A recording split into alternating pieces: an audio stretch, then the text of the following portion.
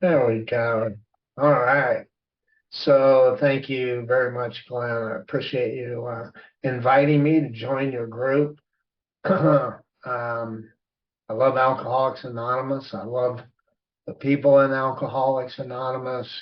You are my people, no matter where you are. My wife and I love traveling around the United States and a couple of times left the country. And man, the first thing we do is we set up meetings and so that we know where we're going to go. We're also part of a a group within Alcoholics Anonymous that throws a convention every year in the mountains of Colorado called Fellowship of the Spirit. And we just hit where we go through all 12 steps over the course of a weekend. And I've been going to that for 32 years now. And I missed this year because I'd started this radiation treatment and I was pretty wiped out. And and that has just given us friends who are big book workers. I'm a big book worker. I believe that what the program Alcoholics Anonymous is all about is having a spiritual awakening, improving our conscious contact with a power greater than ourselves, allowing us to live our lives according to some basic spiritual principles instead of living on my emotional reaction to a perceived threat to my instincts. It's interesting, the reading today on the eighth step said the way we get in trouble, the way we harm other people is when our instincts, eighth step, I think it was on the eighth step, but when our instincts are in collision. And that's a topic that Bill Wilson just barely touched on in the big book, but man, he dives deep in the 12 and 12, and especially that great letter that he wrote in 1958, which was called The Next Frontier, Emotional Sobriety. And in there, he says it's this demand that we set up that other people meet our needs for self-esteem, security, ambitions, personal and sex relations. That those are the things we want out of life, and we look outside of us and say, world, people, give me this stuff so that I can be happy, so that I can be safe and secure. And so my journey, I got sober and have stayed sober continuously since September 20th, 1984. I was 31 years old when I walked through the doors of Alcoholics Anonymous. And I'm 70 years old now. I cannot believe it. I was a young man. And I have these digital frames around my house. We have 4 or 5 of them. They've all got 13,000 pictures on us. A lot of these FOTS concerts, a lot of picnics and stuff with people in Alcoholics Anonymous, but a lot of them going back before that too. And my wife and I have been married 35 years. We met in Alcoholics Anonymous. I was taking a meeting into a treatment center, and my sponsor had met this gal who was in the treatment center, and he introduced me to her, and she had this frizzed out hair, and she weighed about 90 pounds. I go, that is one scary looking woman. And I just stayed away, and I stayed away for about 2 years, but I watched her, and this gal was dedicated to the program of Alcoholics Anonymous. She brooked no nonsense. She wasn't looking for a husband. She wanted to work the steps and take other gals through the steps. And after a couple of years, she asked me, would you like to go out sometime? We've been going to a big book study that our sponsor was leading. She was sponsored by this guy too. And we went out on a date, and like good alcoholics, we conceived our first child on our first date. There's no way we should have made it, you know, and people were not giving us odds to make it. 2 years after we got married, I got thrown in jail for assaulting her. I mean, this is crazy stuff. And I was sober 4 or 5 years, but I was a maniac. You know, I had not been restored to sanity. As far as booze went, I had been restored to sanity. And the way I knew that was I was sitting in the jail cell in Boulder, Colorado, And I thought to myself, when I get out of here, I'm going to drink. They think I'm bad now. Wait till they see what happens. I don't know who they was, but wait till they see what I'm like when I start drinking. That thought was followed by this thought, which was, you're insane if you think a drink will solve anything.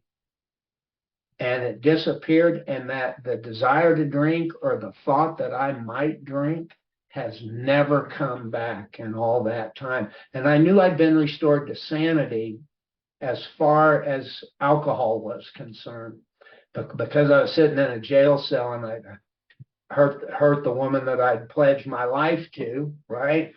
I knew there was a lot of work to be done, and I sought help inside and outside of Alcoholics Anonymous. And what man cannot do by himself, God can. And that's what I found, that this thing was about working harder in Alcoholics Anonymous, moving myself closer to God in Alcoholics Anonymous. Everything I know about the spiritual life, I learned in AA. I've also well, let me tell you a little about my drinking just to qualify myself here. I'll just skip right over. So I'm 31 years old, and I'd been trying to quit drinking since I was about 26. And given that, I would say, okay, I won't drink tomorrow. I won't drink tomorrow. And then I'd get up and I'd drink. And then some mornings I'd make it till noon and I'd have a beer. But once I start drinking, there's that old phenomenon of craving. Once I start, I can't stop. And so I might not go back to work.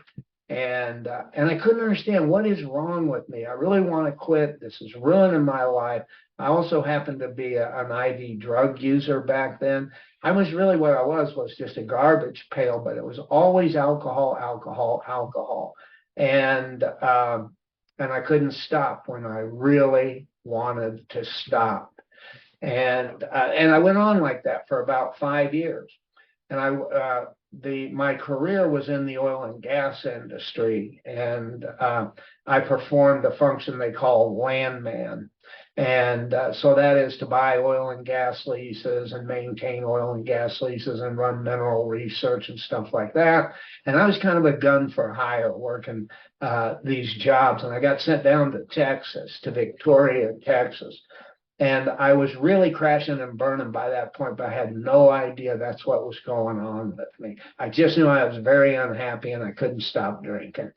And I had a crazy weekend with my friend Tom, where we had driven down to Mexico and we tore across Texas and Mexico, and we came back after about 18 hours and we rode over to Houston, and then I caught a plane and flew back to Colorado.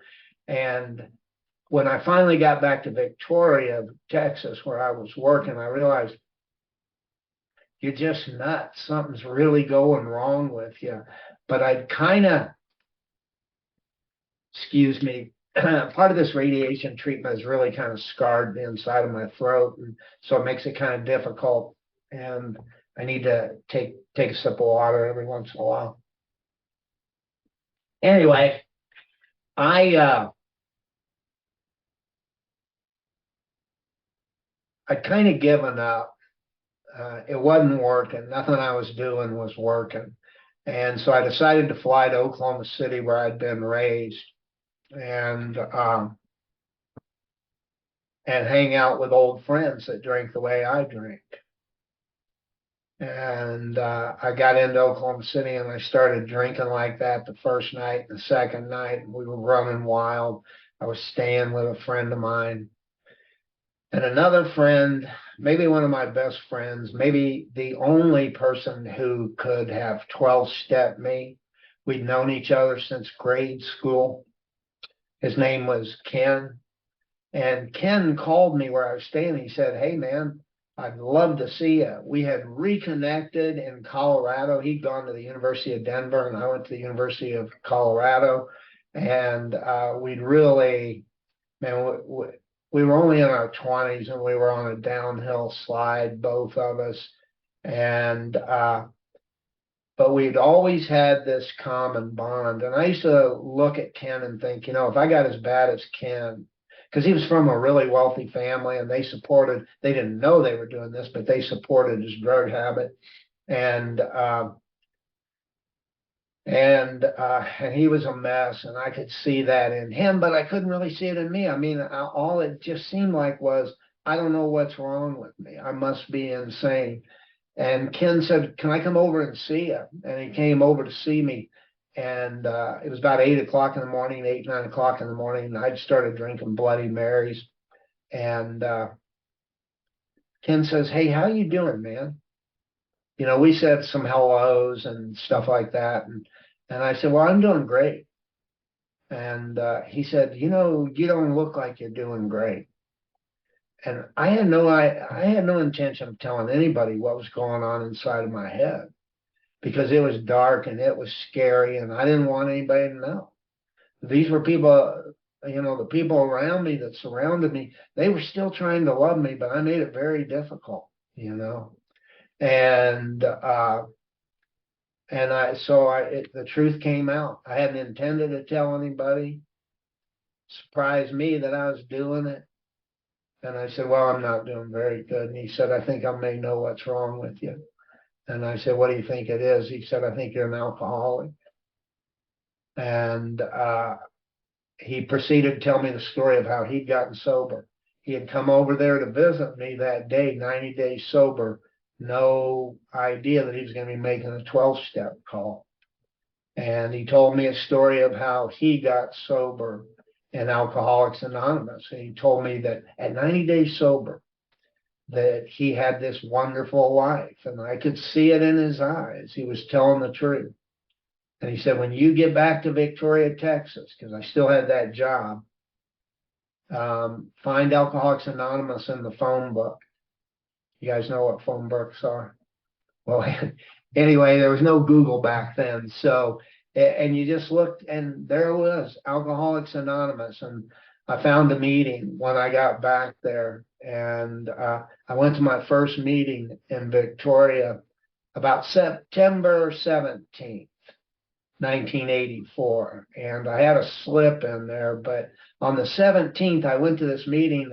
I sat down. It was a place called I forget the name of that club. It was in an old Victorian home in Victoria, Texas. It was a really neat place.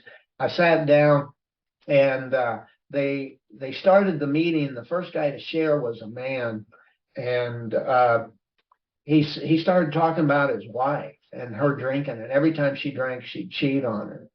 And my girlfriend was a cheater, and I was always worried about her instead of worrying about my own self. And she was also my dope dealer.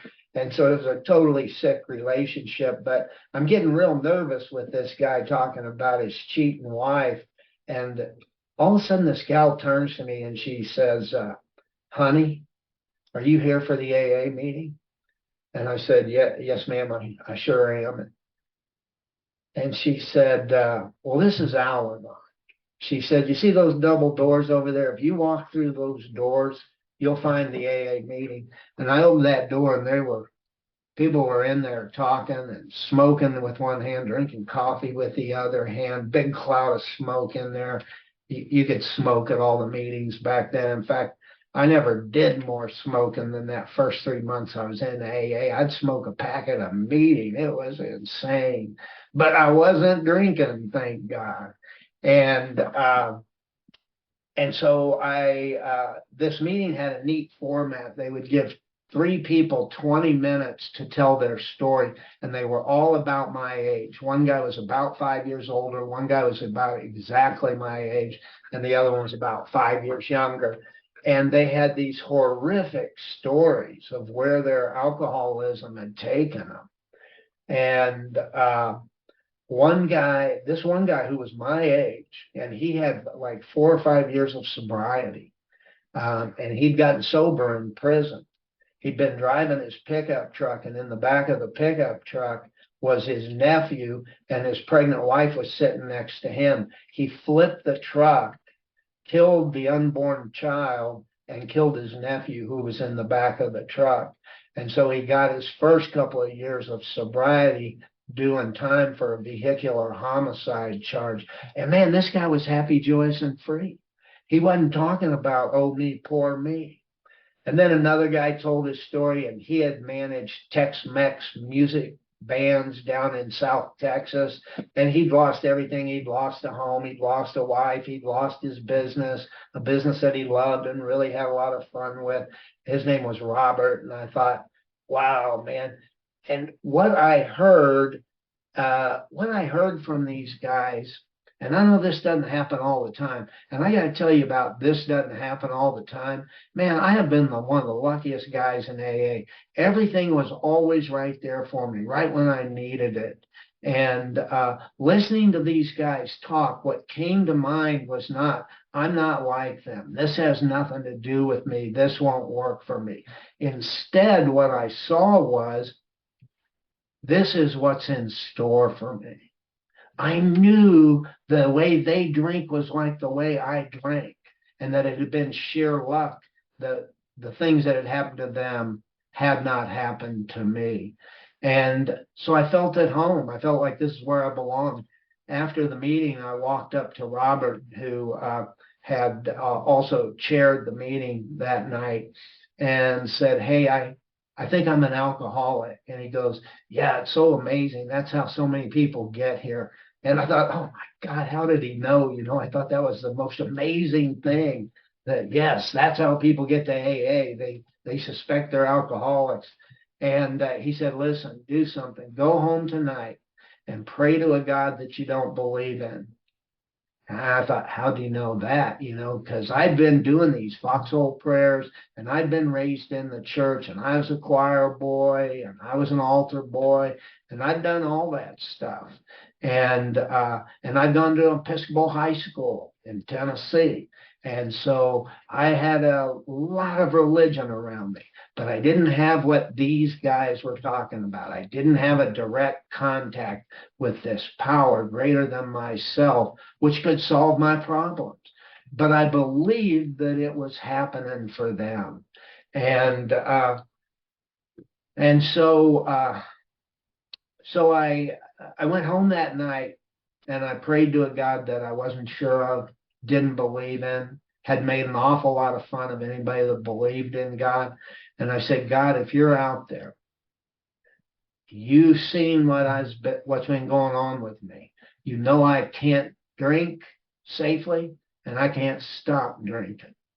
If it's gonna happen, if I'm gonna stop, you're gonna have to do it. And I swear that a voice said to me, it appeared in my head, I think, you never have to drink again. I had never considered that was the state I was in, that if I was around liquor, I thought I had to drink it. One of my last drunks was at my friend Mark's. I'd flown into Austin, Texas before driving to Victoria, and I drank everything he had in his bar. He and his wife went to sleep, and I drank everything they had. If it was there, I had to drink it. And so the voice telling me you never have to drink again made a lot of sense. And I was a guy that kept a bottle by the nightstand, because I always woke up in the middle of the night and I'd be sweating and shaky, and I'd grab that bottle and I'd sip it down. And so I said to myself, or I said to this voice in my head, just get me through the night. I went to sleep, and I slept all night through. I didn't wake up with those sweats or anything. Next morning, my telephone rang in the Holiday Inn. It was Robert, and it's so weird, because I've heard so many times over the years, well, why should I follow up with you? You're the one that asked me for help, and that was such a beautiful thing that he called me. He goes, David, how are you doing? And I said, Robert, I think I'm doing okay. And he laughed, and he goes, well, great. We'll see you at the meeting tonight. And I said, you bet, I'll be there. So I went to the meeting the next day, and the following day. I'd been to 2 meetings, and I came back to my motel room after working all day, meeting with clients. And there was a letter from my girlfriend, and in the letter she had a bundle of heroin that she'd sent me, and I was always asking her, send me drugs, send me drugs, and she wouldn't do it, and I shot that heroin. And I knew standing there looking at myself in the mirror that I was insane. I had convinced myself that it was okay for me to shoot heroin as long as I didn't drink. And I went to the meeting that night and I asked this guy, his name was Bud. I'd seen him at the meeting the night before, and I was really impressed with his talk. What he said was, my emotions used to be like this, up, down, up, down, up, down. He said, and now that he was 12 years sober, and now that I'm 12 years sober in AA, they're like this. And I thought, oh, that is so attractive to me. And he was at that meeting. When I came in all shaky, I looked at myself in the mirror and I thought, you're going to kill yourself. If you keep listening to this head, you're going to kill yourself. You need help. You need a human being to help guide you along. And I mean, none of that stuff is my way of doing business in the world. But I showed up and there he was. There was Bud. And I said, hey, will you sponsor me? And he said, well, I'll try to be your friend and help you get through the steps. Now, we didn't end up going through the steps, certainly not the way I learned to go through the steps when I got back to Denver. But we did start reading the book, and we did go out a lot. We would just go have dinner and talk, and he was just so amazing. And he just kind of guided me, showed me how you're supposed to act in public, you know. And so he became my first sponsor. I told him, I said, listen, I did these drugs, and that's why I need help. And I know I'm not supposed to do drugs, even though this is Alcoholics Anonymous. And he goes, listen, man, it's no big deal. Just change your sobriety date and don't do that anymore.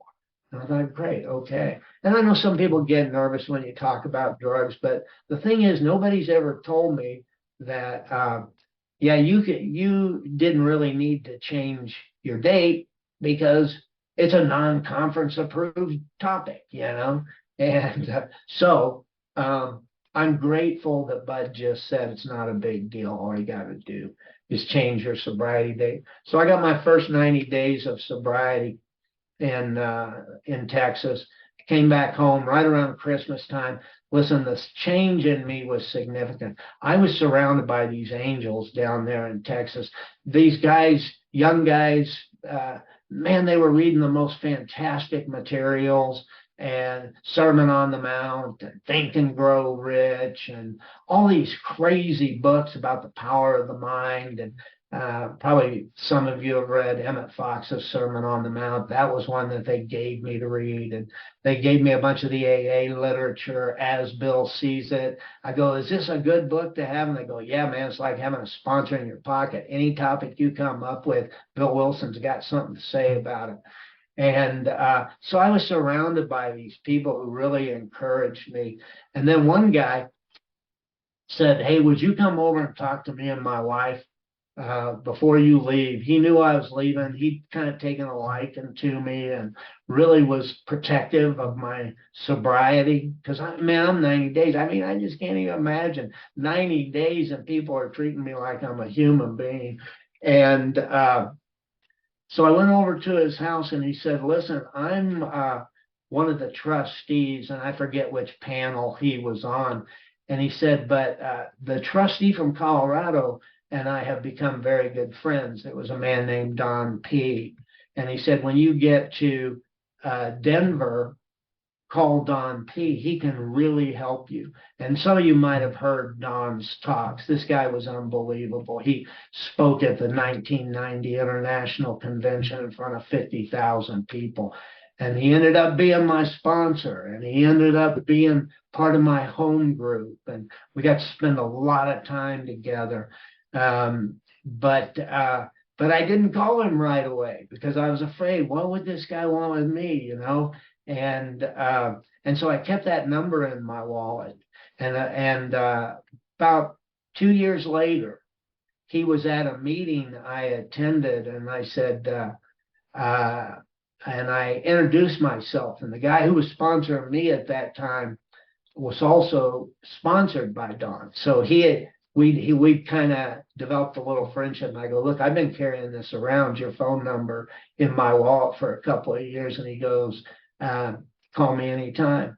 So my sponsor was taking me through the fourth step. I'm now about, I don't know, 5 years sober, something like that. And no, that's not quite right. Maybe 2 or 3. But anyway, he's taking me through the steps. We're at the fourth step, and it's the second time I've written an in-depth fourth step. And man, it is killing me. I'm beginning to see that what's wrong with me goes pretty deep. And so I'm working this fourth step, and Paul calls me up, my sponsor, and he says, my dad just won the California lottery, and I'm moving to Oklahoma where he bought me a farm. And I go, what about me, man? I'm in the middle of a four step. This is all pre-cell phone, and it's going to be difficult. Long distance calls are expensive and all that stuff. And he said, well, there's only 2 guys I know that could help you. One's Don P. By this time I'd met him and I liked him. I liked the way he did business. And the other one's Bob O, who's another one of our legends in Denver. And I called Don, and he got back to me first. I called them both. And Don got back to me first and said, I said, will you sponsor me? Paul's left town because his dad won the California lottery. He goes, relax, Dave, relax. It's all right. And he said, I'm going to pray about sponsoring you. That was his answer to everything. I'm going to pray about sponsoring you.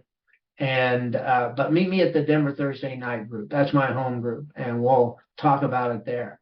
And that became my home group for over 30 years. I just left it during COVID. I had an office downtown, which is where Denver Thursday night met, right downtown.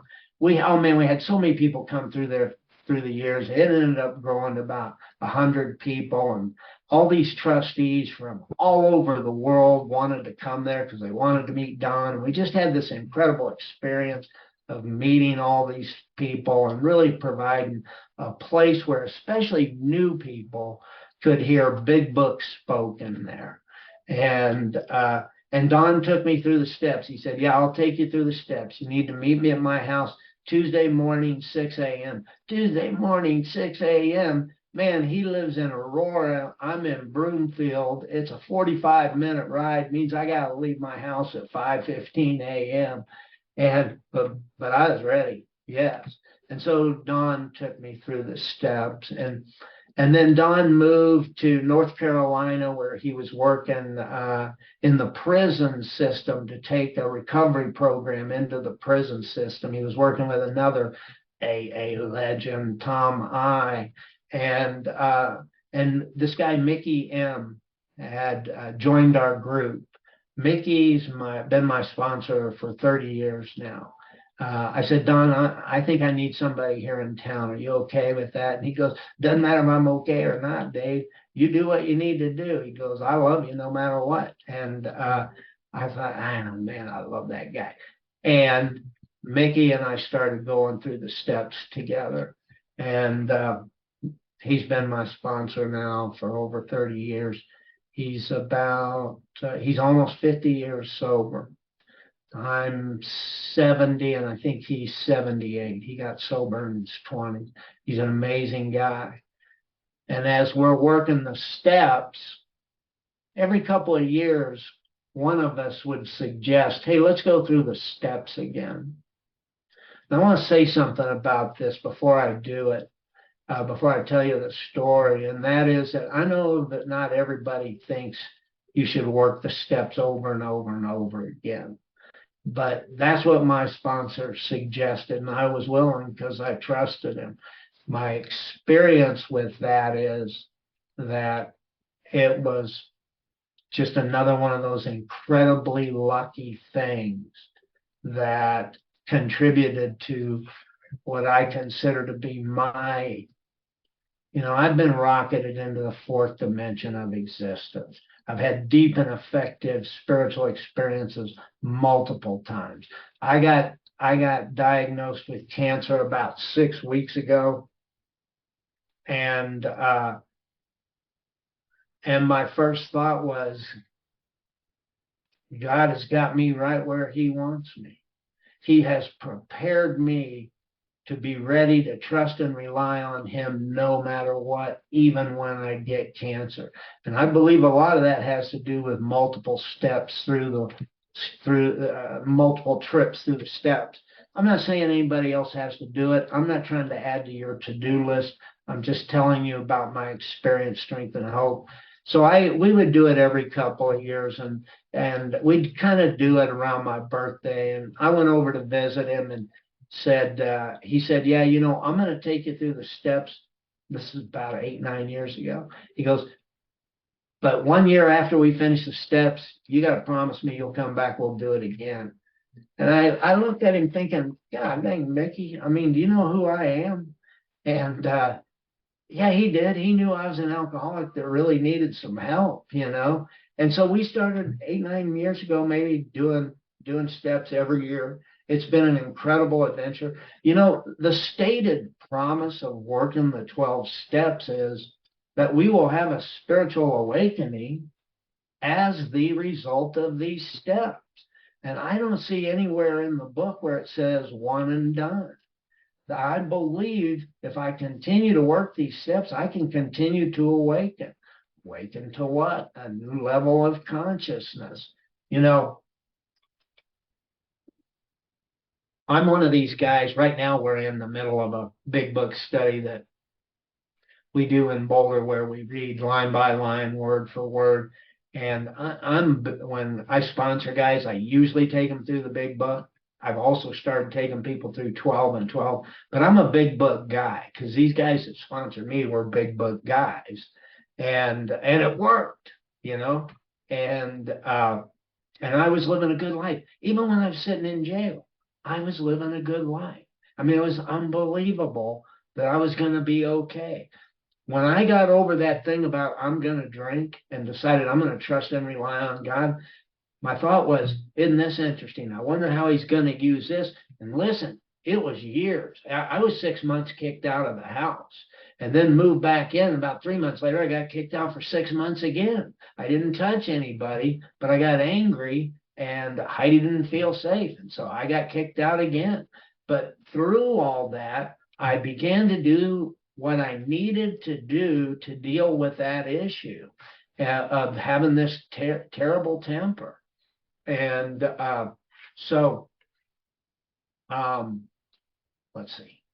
So, well, I think I sidetracked myself there.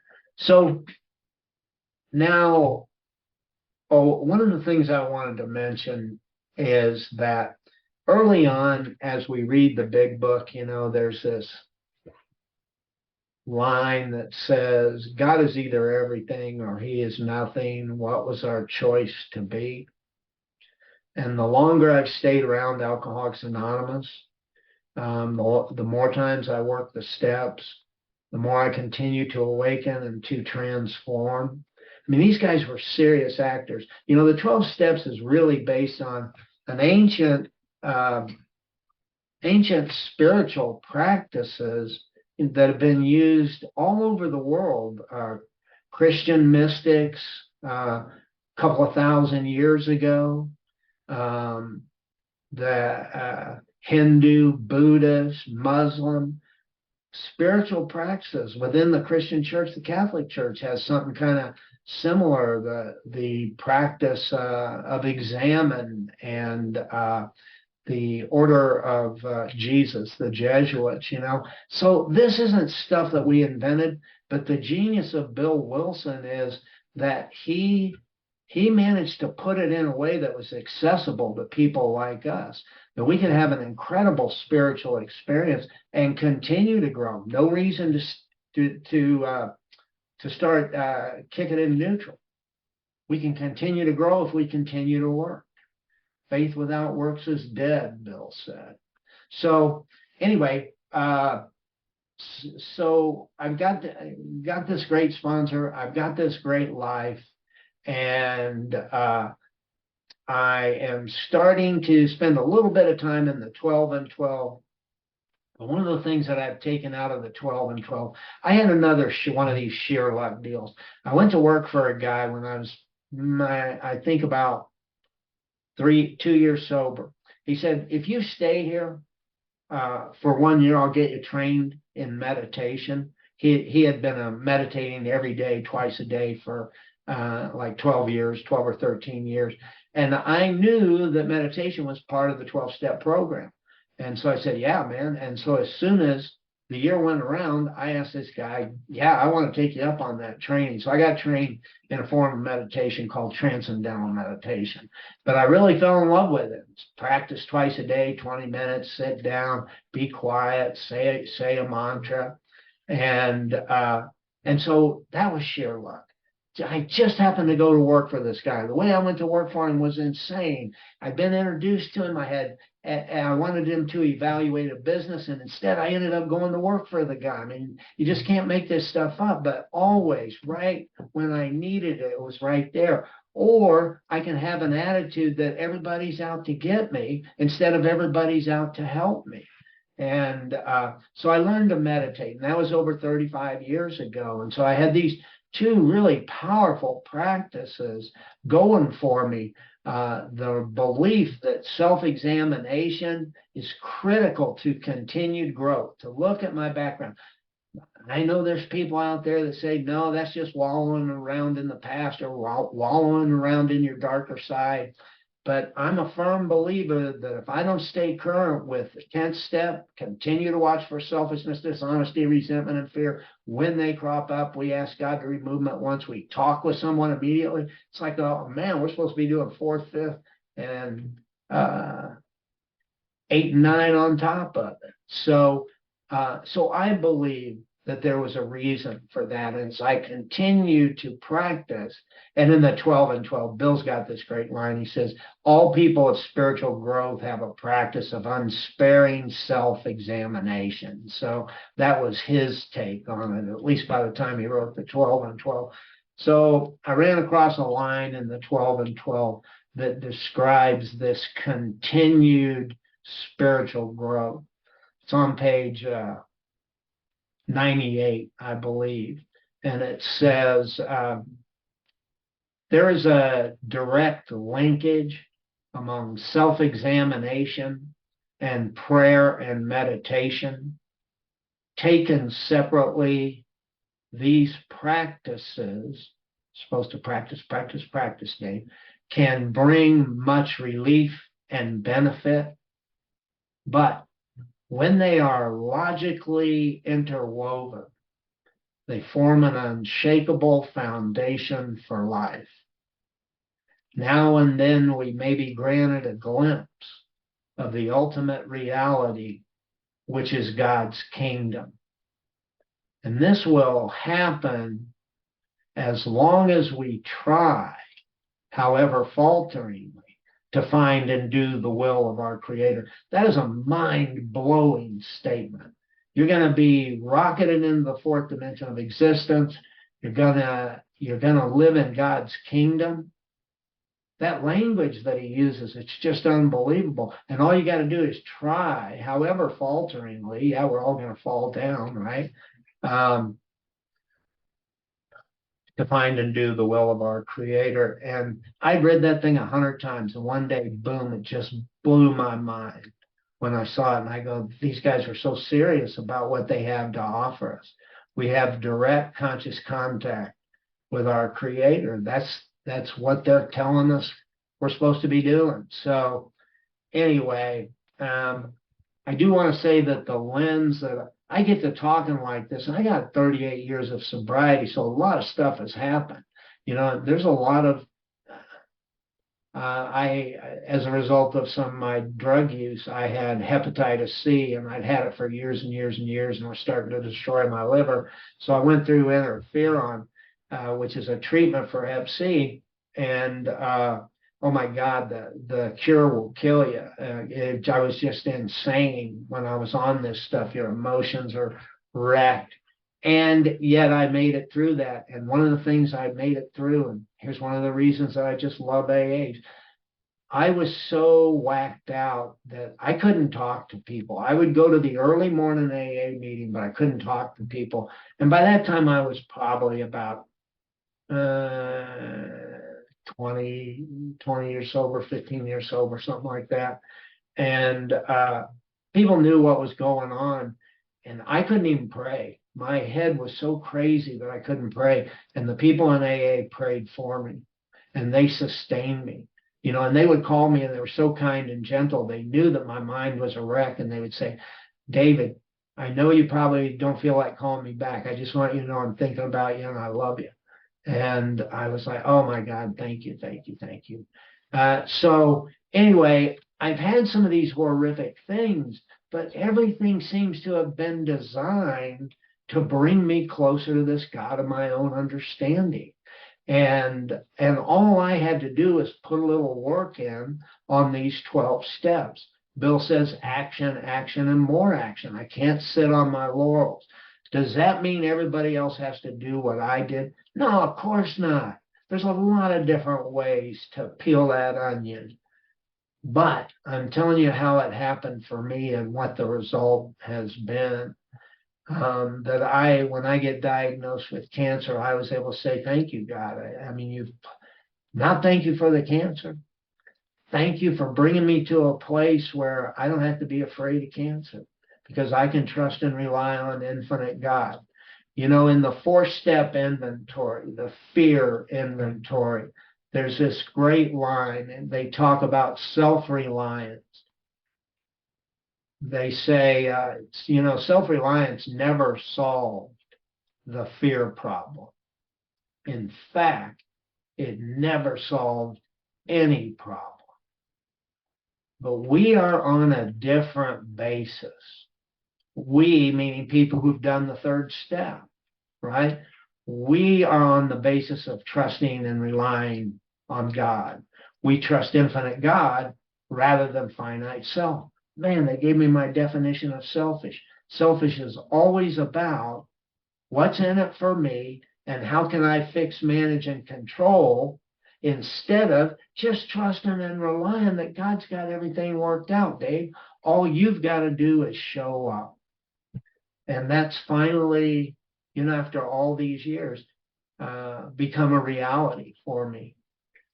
So when I talk, I temper my talk, or try to, with this explanation that I've been at this a long time. I've been lucky. I've been gifted with these great sponsors telling me, you need to start working the steps every year, when I've got over 30 years of sobriety. And it really worked for me.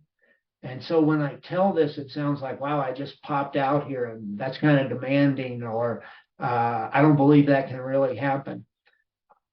I try to remind myself in chapter 5, where they say, no one among us has been able to maintain anything like perfect adherence to these principles. We're not saints. We claim spiritual progress rather than spiritual perfection. But they do tell us we claim spiritual progress. We don't have to be embarrassed about that. We don't have to be ashamed about that. We claim spiritual progress if we work these steps, right? And no one among us, not Bill Wilson, not David Huff, not Don P., has been able to maintain anything like perfect adherence to these principles. To the best of our ability and God's help, we try to practice these principles. What are the principles? I want to say one last thing about what are the principles, because this is something that's come to me over the years, that the principles, I've heard, there's 12 principles for the steps, 12 principles for the traditions, 12 principles for the concepts. And I've studied all those books, the 12 and 12 and the service manual, where they give the concepts, and the big book where they give us the steps and the principles there. But I can't remember 36 principles.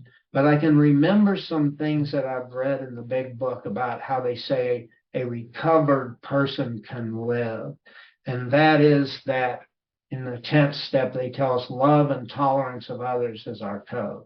Man, that is a great start for David Huff. You want to try to practice these principles in all your affairs? try to be loving and kind towards all. Try to practice love and tolerance. In the nightly review, where they ask those 10 or 12 questions, when we retire at night, we constructively review our day. Were we selfish? Were we dishonest? Were we resentful? Were we afraid? Have we kept something to ourselves that should have been discussed with another person at once?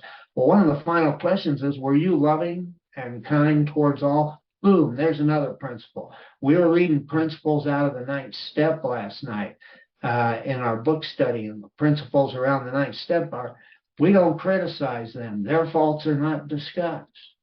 Wow, that's a pretty good principle. How about if I put that to use in my own family? Never criticize, condemn, or complain. That's a good principle. Do not, what is it in the nightly review? Do not fall into worry, remorse, or morbid reflection, for that would diminish your usefulness. That's a pretty good. Quit thinking about yourself all the time. Don't think about what's going wrong. When you realize you're in worry, remorse, or morbid reflection, don't make excuses. Let it go. Trust and rely on infinite God. Wow, life gets so much easier when that happens. So anyway, that's what I've got. I'm so grateful to be here. I can't wait till I get a chance to. Every 5 years I go to Sewanee, Tennessee for my high school reunion. We celebrated the 50th 2 years ago. That was wild, man. All those guys got so old, it's unbelievable, Yeah. Anyway, I love you all, and I'm so grateful to be here with you.